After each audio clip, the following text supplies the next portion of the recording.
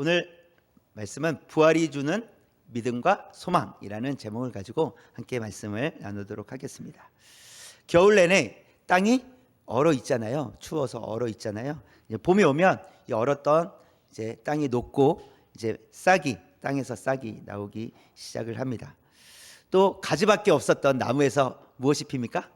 꽃이, 그죠? 싹이 나오고 또 꽃이 피기 시작을 합니다. 근데 혹시 봄이 되었는데 땅에서 싹이 안 나오면 어떻게 하지?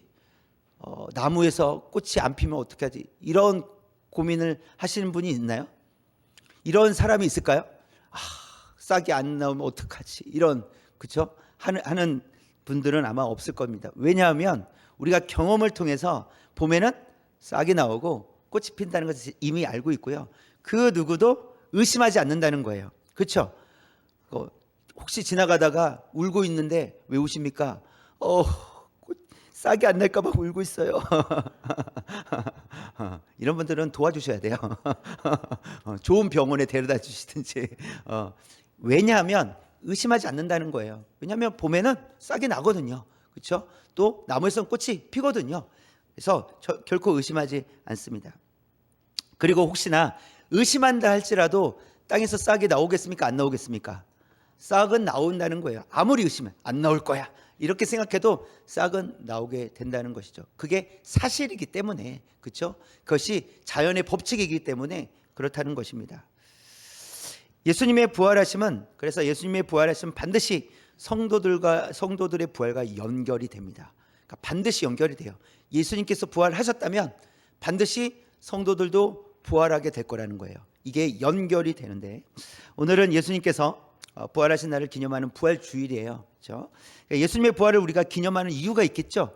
그 이유가 무엇일까? 가장 큰 이유를 찾는다면 우리가 의롭게 되었기 때문에 그래요. 자, 말씀을 볼까요? 로마서 4장 25절이에요. 처음부터 시작. 예수는 우리가 범죄한 것 때문에 내줌이 되고 또한 우리를 의롭다 하시기 위하여 살아나셨는, 예수님께서 왜 살아나셨어요?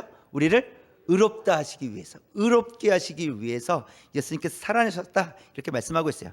고린도후서 5장 21절도 한번 보겠습니다. 붉은 글씨만 시작. 우리로 하여금 그 안에서 하나님의 의가 되게 하려 하심이라. 하나님의 의가 되게 하려. 그러니까 우리를 의롭게 하시기 위해서 우리를 예수님께서 죽으시고 부활하셨다, 이렇게 말씀하세요. 그러면 우리가 의롭게 되었다는 것은 무엇이냐? 의롭게 되었는데 의롭게 되었다는 것이 무엇이냐라고 했을 때, 우리가 죄 사함을 받아서 이미 거룩한 자녀가 되었다라는 거예요. 이미 거룩한 자녀가 되었다. 또 아직 일어난 일은 아니지만 미래에 우리도 예수님처럼 예수님의 몸과 같이 부활하게 된다라는 것을 믿는 거예요. 그런데 믿어서가 아니라 그렇게 확실하게 된다는 거예요. 이것이 의롭게 되었다는 겁니다. 우리가 의롭게 되었습니다 라고 얘기할 때는 우리가 거룩한 하나님의 자녀가 되었습니다. 우리가 미래에 영원한 하나님 나라에 예수님처럼 부활하게 됩니다, 이렇게 믿는 거예요. 이게 의롭게 된 거예요. 이렇게 우리를 의롭게 하시기 위해서 예수님께서 십자가를 지셨다라는 사실입니다.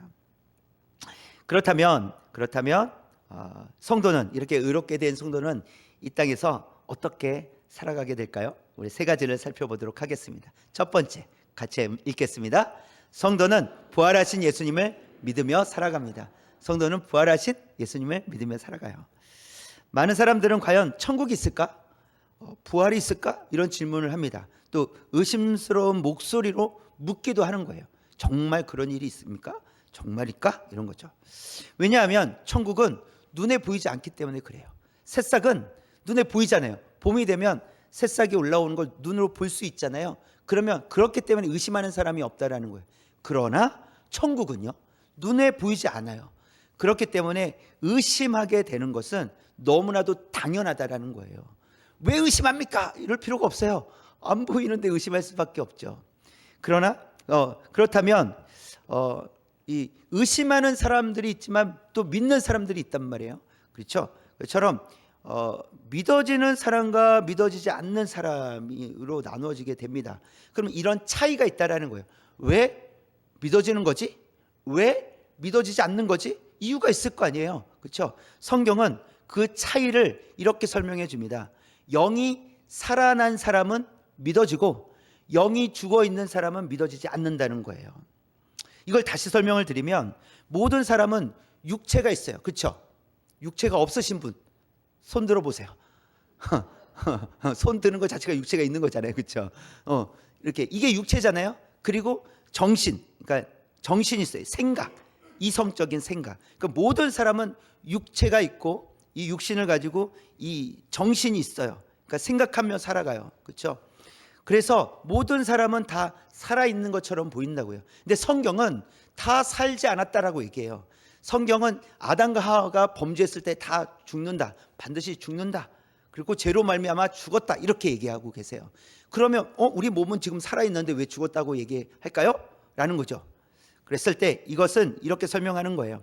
육체와 정신은 모든 사람에게 다 있는 거예요. 그러나 영이 산 사람은 예수 그리스도를 믿게 되지만 영이 죽은 사람은 예수님을 믿지 못하게 된다는 거예요. 영이 산 사람은 천국이 있다는 것이 믿어지지만 영이 죽어 있는 사람은 천국이 있다는 사실을 믿어지지 못하는 거예요. 믿을 수가 없는 거예요. 이게 다른 것이다. 그리고 우리는 죄로 말미암아 다 죽었잖아요. 모든 사람이 범죄하였고 다 죽게 되었단 말이에요. 그런데 누구는 살아났어요. 왜요? 영이 살았다라는 거예요. 영이 살았기 때문에 우리가 사는 거예요. 근데 그 영을 살리시는 분은 누구시라는 거예요? 예수 그리스도라는 거예요. 예수님 밖에는 우리를 살릴 분이 없으시다는 것. 오직 예수 그리스도의 이름으로 우리가 영이 살아난다는 사실입니다. 그래서 예수 그리스도를 믿음으로 영이 살아나는 사람들을 향해서 거듭났다 이렇게 표현하는 거예요. 어떻게 됐다고요? 거듭났다. 그래서 거듭났다. 그래서 이 거듭난 사람들은, 그리스도인들은 새 사람을 입은 거예요. 새 사람. 옛 사람을 버리고 새 사람을 입어서 새로운 삶을 이제 살아가게 되는 거예요. 이것을 변화라고 하는 거예요. 변화. 이것을 성경에서 말하는 변화예요. 새롭게 되었으니 새로운 삶을 살아가는 것, 옛 사람을 버리고 새롭게 살아가는 것, 이것이 변화다. 그래서 거듭나야만, 영이 살아나야만, 거듭나고 거듭나야만 변화가 있을 수 있다라고 말씀해 주고 있습니다. 근데 이게 자연스럽게 흘러가는 거예요. 영이 살아나면 거듭나게 되고 변화가 일어난다. 이 자연스럽게 이런 변화가 일어나게 된다는 것입니다. 그럼 어떤 변화를 얘기하는 것일까라고 했을 때 눈에 보이지 않는 예수님이 믿어지는 거예요.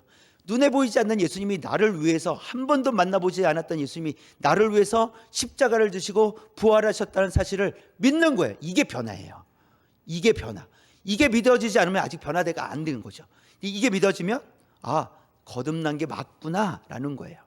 또 예수님을 위해 살겠다고 고백하고 예수님을 닮아가겠다고 고백을 하는 거예요. 이게 변화입니다. 뿐만 아니라 하나님의 말씀을 묵상하고 하나님의 말씀을 읽고 묵상하면서 말씀대로 살겠습니다. 누가 그렇게 하라고 말하지 않는데도 제가 하나님의 말씀을 읽고 하나님의 말씀을 묵상하고 하나님 말씀대로 살겠습니다 라고 고백하는 것, 이것이 변화라는 것입니다. 또한 기도를 하나님과 대화라고 여기고 기도할 때 하나님께서 반드시 응답해 주실 거라고 믿는 것, 이게 변화예요. 변화는 이런 거예요. 뭔가 대단한 일을 하는 것이 변화가 아니라 내 안에서 뭔가 움직이고 있는 거예요. 내가 그동안 살지 못했던 방식으로 내가 살아내려고 하는 거예요. 이것이 변화다. 이것이 거듭난 사람들, 영이 살아난 사람들에게 자연스럽게 찾아오는 변화라는 것입니다. 그래서 이 변화라는 것은 사실 믿음이 눈에 보입니까? 안 보입니까? 다른 사람들의 옆에 계신 분들의 믿음이 보입니까? 와, 믿음이 한 1000 정도 되시는군요. 보입니까? 믿음이 1100 정도 되시는군요. 이렇게 믿음이 안 보인다고요. 근데 그 믿음이 보여지는 방법은 변화예요. 변화를 통해서 정말 믿음이 있다는 것이 보여지는 거예요. 근데 그 믿음이 누구로부터 오는 거예요? 하나님께로부터, 하나님의 말씀을 통해서 믿음이 오는 거잖아요. 내가 만들어낸 믿음이 아니라 하나님께로부터 온 믿음이기 때문에 거듭난 영혼들은 변화를 통해서 그 믿음이 드러나게 되는 거예요. 그래서 거듭남, 그다음에 변화는 곧 믿음을 보여주는 삶이다라는 것을 말씀하고 있습니다. 예수님께서 귀신을 쫓아내신 적이 참 많이 있어요. 성경의 기록에 보면. 근데 특별히 군대 귀신을 쫓아내신 적이 있어요. 군대 귀신. 그래서 한 사람에게 여러 귀신이 씌워진 거죠. 그래서 군대라고 표현을 하는데, 어느 날 예수님께서 그를 만나시고 그 귀신을 쫓아내어 주셨어요. 멀쩡하게 앉아 있는 거예요. 사람들이, 동네 사람들이 보고 저 사람 귀신 들렸던 사람인데 너무 말짱하게 앉아 있는 거예요. 그런데 그것을 이제 놀라기도 했지만 그 일어나는 일들을 다 듣고 나서 그 동네 사람들이 예수님을 향해서, 예수님, 우리 동네에서 좀 나가 주십시오, 이렇게 얘기하는 거예요. 왜냐하면 그 군대 귀신이 나가서 어디로 들어갔습니까? 돼지떼에게 들어갑니다. 돼지떼가 다 호수에 들어가고 다 물살당해요. 그 말은 우리의 것도 저렇게 될 수도 있다, 이 생각을 갖고 있었던 거예요. 그래서 기적을 베푸시고 사람을 살리시는 예수님을 그래서 거부하게 되는 거예요. 영이 살아있지 못하는 거죠.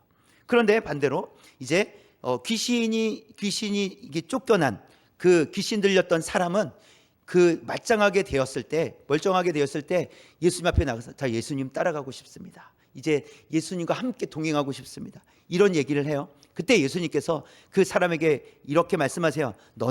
당신은 여기에 남아있으라. 그리고 당신에게 일어난 일들을 가족들과 사람들에게 가서 이야기해라, 이렇게 말씀을 하셨어요. 그래서 성경의 기록을 보면 온 성내에 전파하니라, 이렇게 되어 있어요. 이 사람 지금 열심히 전파하고 있는 거죠. 온 성내에 전파했다는 것은 그냥 가족에게만 얘기하지 않았다라는 거예요. 만나는 사람들에게 다 얘기했다라는 거예요. 뭔가 변화가 있잖아요. 지금 이 사람에게는 지금 변화가 일어났다는 거예요. 변화가 일어났다는 것을 이 사람의 행동을 통해서 보여주고 있고요. 물론 귀신이 떠나간 것 자체가 변화예요. 그런데 귀신이 떠나가고 이 사람이 변화되었는지는 확인할 수 있는 것은 이 사람이 온 성을 다니면서 자신에게 일어난 일을 선포하는 것, 그것이 그 사람에게 일어난 변화라는 거예요. 영이 살았기 때문에 그 사람 안에서 작동하고 있는 거예요. 그래서 변화가 일어나고 그 변화된 것을 사람들에게 알리기 시작을 한 거예요. 그래서 변화는 증거가 된다는 거예요. 우리의 변화는 증거가 됩니다. 우리의 마음의 변화는 증거가 돼요. 우리의 마음의 확신은 증거가 됩니다. 이런 변화에 대해서 성경은 믿는 자에게 구원을 주시는 하나님의 능력 때문이다, 이렇게 말씀하세요. 하나님의 능력 때문이다. 로마서 1장 16절이에요. 시작. 내가 복음을 부끄러워하지 아니하노니 이 복음은 모든 믿는 자에게 구원을 주시는 하나님의 능력이 됨이라. 그래서 구원은 거듭남을 얘기하는 거예요. 거듭남, 구원을 주신 하나님의 능력. 그래서 우리가 이 복음을 부끄러워하지 않는 거예요. 그러니까 변화를 부끄러워하지 않는 거예요. 너무 당연한 거예요. 그래서 이 변화된 삶을 가지고 살아내는 것을 부끄러워하지 않고 살겠다, 이런 말씀이 담겨져 있는 거예요. 그래서 우리는 천국을 눈으로 보여줄 수는 없어요. 그렇죠? 여러분, 천국을 눈으로 보여줄 수 있어요? 누가 천국 좀 보여주시오 그러면 보여줄 수 있겠습니까? 우리는 천국을 보여줄 수는 없어요. 그러나 믿음으로 살아가는 우리 성도들을 통해서 거듭난 사람들에게 나타나는 변화는 보여줄 수 있다는 거예요. 우리가 거듭났으니 거듭난 사람들에게 나타나는 변화가 무엇인지를 우리의 삶을 통해서, 변화된 모습을 통해서 보여줄 수 있다라는 거예요.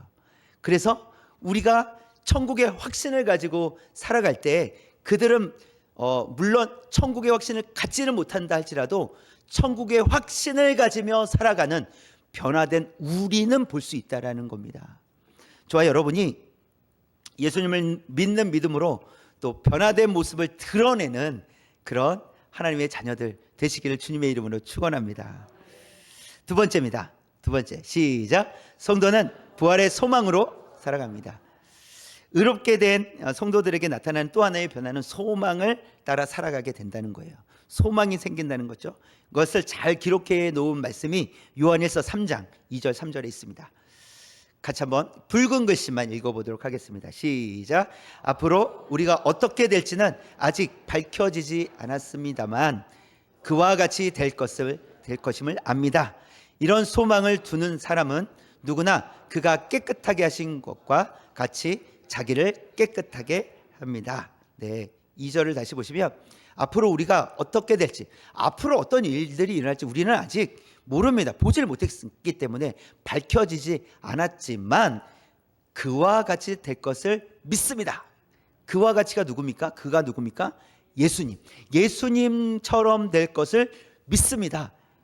이게 확신을 갖는, 이게 소망 있는 사람들의 고백이라는 거예요. 그래서 3절 보겠습니다. 다시 3절. 이 소망을, 이와 같은 소망을 두는 사람은 누구나 그가 깨끗하신 것과 예수님께서 거룩하신 것 같이 자신도 깨끗하게 하며 이 세상에서 살게 된다는 거예요. 소망이 있기 때문에 자신을 잘 관리한다라는 거예요. 믿음대로 살아가도록 잘 관리한다라는 사실입니다. 그래서 믿음을 소유한 사람들은 결국 예수님처럼 됩니다. 이 소망을 가지고 살아가게 될 거다라고 말씀해 주십니다. 그러나 사단은요, 계속해서 우리를 방해하죠. 우리를 유혹합니다. 그래서 우리는 정말 이런 마음을 가지고 살아가는데 사단은 끊임없이 우리를 유혹하고 우리를 넘어뜨리려고 한다는 것이죠. 예수님도 그런 사단의 방해를 받으셨어요. 그러나 예수님께서 우리에게 보여주신 모습은 하나님의 뜻을 포기하지 않으셨다라는 거예요. 그러니까 예수님께서 고난을 받으신 것을 우리가 주목하는 것이 아니라 예수님께서 하나님의 말씀을 끝까지 순종하셨다는 것을 우리는 주목해야 돼요. 그때 하나님의 말씀에 끝까지 순종할 때 고난이 찾아온 거예요. 고난을 당하시기 위해서가 아니라 하나님의 말씀을 끝까지 순종하시기 위해서 그 길을 걸어가셨다라는 것입니다. 그래서 예수님은 끝까지 하나님 말씀에 순종하셨어요. 그 결과 우리가 구원을 얻었습니다. 우리가 자유함을 얻었어요. 이게 결과예요. 제자 베드로도 큰 위기를 겪었습니다. 예수님께서 붙잡혀 가신 날 밤에 예수님을 모른다고 3번이나 부인했잖아요. 그때 닭이 울어요. 그때 베드로는 생각합니다. 예수님의 말씀을 생각이 났어요. 네가 닭이 울기 전에 나를 부인하겠다고. 그 생각이 나니까 베드로는 좁은 골목길에 가고 어두운 골목길에 가고 펑펑 울기 시작하는 거예요. 예수님의 그 말씀이 생각이 나서. 여러분, 베드로는요, 몇 시간 전까지만 해도요, 예수님 앞에 저는 예수님을 결코 버리지 않겠습니다, 이게 너무 이렇게 당당하고 정말 확신에 차서 저는 절대 버리지 않겠습니다, 그렇게 얘기해. 몇 시간 전에요. 부인하기 몇 시간 전에 그렇게 얘기했다고요. 마태복음 26장 33절 시작. 베드로가 대답하여 이르되 모두 주를 버릴지라도 나는 결코 버리지 않겠나이다. 베드로가 했단 말이에요. 이거 힘없이 얘기한 게 아니에요. 나는 결코 버리지 않겠습니다, 이렇게 얘기한 거예요. 그런데요, 보세요. 모두 주를 버릴지라도, 이 단서를 달아놨어요. 이 모두는 누굴까요? 온 세상 사람들일까요? 지금 눈에 보이는 모든 사람들을 얘기하는 거예요. 그 눈에 보이는 사람 누구예요? 결국 제자들이잖아요. 제자들 주변에 있었던 제자들, 그렇죠? 이건 교만한 마음이에요. 얘네들은요 다 주님을 버릴지라도 저는 버리지 않겠습니다, 이렇게 얘기한 거예요. 다른 사람들의 신앙도 평가하는 그런 베드로의 모습을 볼 수 있어요. 그러면서 좀 깎아내린 거잖아요. 저들은 주를 버릴지라도 저만큼은 버리지 않겠습니다 라고 몇 시간 전에 얘기했는데 지금 베드로는 펑펑 울고 있어요. 예수님을 부인한 이후에. 이런 큰 위기가 베드로에게 찾았습니다. 그러면 베드로의 이야기는 여기서 끝일까요? 아닙니다. 예수님께서 부활하시고 승천하신 이후에 베드로의 이야기를 한번 살펴보도록 하겠습니다. 사도행전 2장 24절이에요. 같이 한번 처음부터 끝까지 읽겠습니다. 하나님께서 그를 사망의 고통에서 풀어 살리셨으니 이는 그가 사망에 매여 있을 수 없었습니다. 누가 한 말일까요? 베드로가 한 말이에요. 베드로가 한 일은 뭐냐면 하나님께서 예수님을 살리셨습니다, 예수님께서 살아나셨습니다 라고 선포하고 있는 거예요. 또 3장 15절 붉은 글씨만 시작. 하나님이 그를 살리셨으니 하나님께서 살리셨다 라고 또 반복해서 선포하고 있어요. 4장 10절 붉은 글씨 시작. 하나님이 살리신 나사렛 예수 그리스도. 지금 베드로는 계속해서 예수님의 십자가와 부활을 선포하고 있어요. 큰 위기가 찾아왔었지만 예수님께서 부활하시고 예수님을 만나고 또 예수님께서 승천하신 이후에 베드로는 달라졌어요. 예수님의 죽으심과 부활하심을 그것도 담대하게 선포하는 사람이 되었습니다. 그럼 베드로가 부활하신 예수님을 이렇게 담대하게 선포할 수 있었던 이유가 무엇일까? 사도행전 4장 12절 말씀입니다. 시작. 다른 이로서는 구원을 받을 수 없나니 천하 사람 중에 구원을 받을 만한 다른 이름을 우리에게 주신 일이 없음이라 하였더라. 베드로는 확신이 있었어요. 구원은 누가 주신다? 예수 그리스도께서 주신다. 예수님만이 구원을 주실 수 있다. 이 확신을 가지고 있었어요. 그래서 부활의 소망을 그는 선포할 수 있었다는 것입니다. 구원을 주시는 예수님 안에 소망이 있는 줄 믿습니다. 예수님께만 소망이 있습니다. 여러분, 겨울이 지나면 봄이 오고 싹이 나고 꽃이 피듯이 소망을 가진 성도는 영원한 하나님 나라가 반드시 임하신다는 것을 확신을 가지고 살아가게 된다는 거예요. 봄이 되면 싹이 올라오듯이 그것을 의심하지 않듯이 성도는, 소망을 가진 성도는, 또 살아난 성도, 영이 살아난 성도는 예수님께서 다시 오실 날을 의심하지 아니하고 예수님께서 다시 오실 그날에 우리도 예수님처럼 된다라는 그 확신, 그 믿음을 의심하지 않는다는 거예요. 확신을 가지고 살아가게 된다는 사실입니다. 예수님께서도 죽음이라는 현실적인 문제 앞에 슬퍼하는 이들에게 물으셨어요.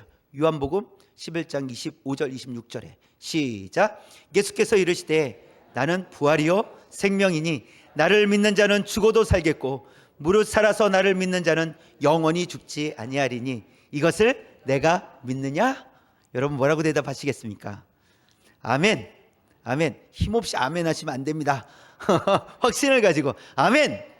아멘. 아멘. 네. 이것을 내가 믿느냐? 예, 주님 믿습니다. 이렇게 고백하는 겁니다. 부활의 소망을 가진 성도라면 당연히 이렇게 대답을 하는 겁니다. 그래서 예수님을 믿는다는 것은 예수님께서 말씀하셨듯이 믿는 자는 죽어도 살겠고 살아서 믿는다는 영원히 죽지 아니하리라. 이 말은 우리가 예수님처럼 된다는 거예요. 부활하게 된다는 거예요. 이게 부활 소망입니다. 부활의 소망을 따라 살아가는 것입니다. 저와 여러분이 이런 부활의 소망을 가지고 살아가는 주의 하나님의 자녀들 되길 원합니다. 또한 이와 같이 우리에게 소망을 주신 하나님께 감사하며 살아가는 저와 여러분 되시기를 주님의 이름으로 축원합니다. 네, 마지막 세 번째인데요. 시작. 성도는 부활의 증인으로 살아가야 합니다. 그렇기 때문에 성도는 부활의 증인으로 이제 살아가야 된다는 것입니다. 베드로뿐만 아니라 다른 제자들도 예수님께서 붙잡혀 가실 때 다 도망쳤어요. 한 명도 예수님을 지키지 못했습니다. 그러나 예수님께서 승천하신 이후에 다른 제자들도 더 이상 도망치는 자들이 아니었어요. 그들은 새롭게 태어난 사람들처럼 내가 증인입니다. 이렇게 살아가는 사람들이 되었습니다. 그래서 복음을 전하기 시작을 했어요. 여러분, 믿음과 소망을 가졌다는 것은 단지 예수님께서 부활하셨다는 지식을 가진 사람들이 아닙니다. 그러니까 단순히 예수님께서 부활하셨어요, 이 지식을 가진 사람들이 믿음과 소망을 가진 사람들이 아니에요. 믿음과 소망을 가졌다는 것은 아직 일어난 일은 아니지만 예수님과 함께 이미 부활한 사람이 믿음과 소망을 가진 사람이에요. 이미 내가 부활했음을 믿는 사람, 앞으로 일어날 일이 그때 가서야 일어나는 것이 아니라 이미 이루어졌다라는 거예요. 이미 이루어졌고 이미 이루어진 것이 그때 가서 확인이 될 뿐이지 그때 가서 이루어지는 게 아니라는 거예요. 이 믿음을 가진, 이 소망을 가진 사람이 진짜 믿음이고 진짜 소망을 가진 사람이다라는 것입니다. 그렇다면 이 부활의 증인으로 살아갈 때 성도들에게 주시는 권면의 말씀이 있는데 그 세 가지를 짧게 살펴보도록 하겠습니다. 부활의 증인으로 살아갈 때 우리에게 필요한 것이 무엇인가? 첫 번째, 마음의 허리를 동이고 근신하라 하시는 거예요. 마음의 허리를 동이고, 마음의 허리를 동인다는 것은 당시에 제가 가운을 입었잖아요. 이 가운처럼 이렇게 길게 긴 옷을 입고 다녔거든요. 그래서 빨리 뛰기 위해서 어떻게 해야 될까요? 이렇게 좀 이렇게 올려야 됩니다. 그리고 이게 허리에 이렇게 넣어야 돼요. 끈에 이렇게 넣어야지 빨리 움직일 수 있어요. 그래서 허리를 동인다라는 말은 그런 거예요. 빨리 달리기 위해서 이렇게 하는 행동을 얘기하는 거예요. 그러니까 마음의 허리를 동이라는 것은 지금 우리 성도들에게 말씀하시는 거예요. 그리스도의 정적인 자세인데, 그러면 우리는 뭔가 빨리 하기 위해서 지금 준비하고 있어야 된다는 거예요. 근데 무엇을 하기 위해서 준비해야 되냐면 항상 순종하기 위해서 준비하고 있어야 된다는 거예요. 언제든지 순종할 수 있도록 딱 준비하고 있으라는 거예요. 그래서 마음의 허리를 동이라 이렇게 말씀하고 있는 겁니다. 그러면서 근신하라라고 했어요. 이 근신이라는 것은 정신을 차리다 이런 의미예요. 정신을 차리다.